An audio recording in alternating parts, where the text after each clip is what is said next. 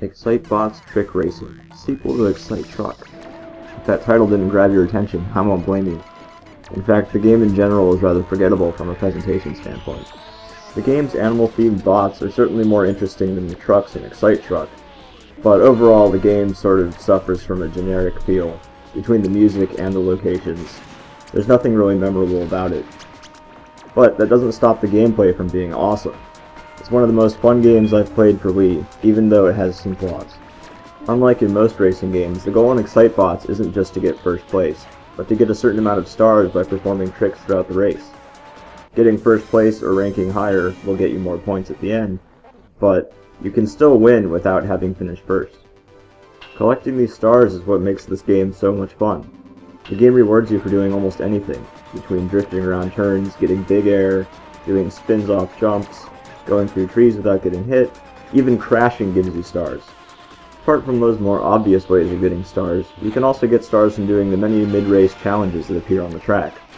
These things are crazy random and just range from everything from hitting bowling pins to hitting a baseball, soccer ball, football, throwing a pie in a clown's face, hitting a tambourine, flying through rings, rescuing butterflies, throwing darts, fishing, and constructing sandwiches. Sure, it doesn't really make any sense, but even if you suck at this game, there's so many opportunities to get stars that you're bound to be getting some. And when you're good, you feel good because the game is constantly rewarding you and telling you what you're doing right. You'll also be able to save up these stars to unlock new colors for your vehicles, or icons next to your name, or other collectibles. The other thing that makes this game so much fun is how ridiculous the physics are.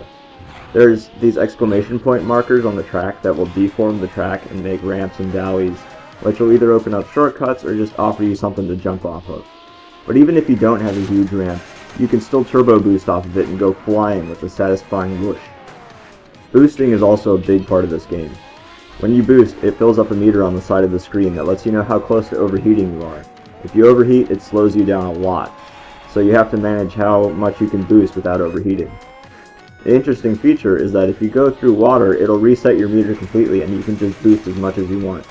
Once again, it doesn't make any sense, but it's fun, so it works. In single player, the game offers 2 difficulties and a mirror mode. There are also some minigame challenges, which are basically just the challenges from the main game, only all strung together so you can practice them, or see how consistently you can complete them. There's also a mode called Poker Race, which has you collecting playing cards as you go around the track, and trying to collect pairs, runs, and other sets that will give you points. It's really weird, but it's surprisingly fun, and I can't think of any other game it would work with. You can also play this game online, but I think the community is pretty much dead now, if the servers are even up at all. But you won't be missing out too much. The single player is still really fun to play, and very satisfying. And of course, local multiplayer is always there as well. Admittedly, Excitebots does suffer from some finicky motion controls from time to time, and there is the problem of the forgettable presentation. But still, it's really fun, and if you get the chance, I would definitely recommend you try it. For a full written review, head on over to What They Call Games.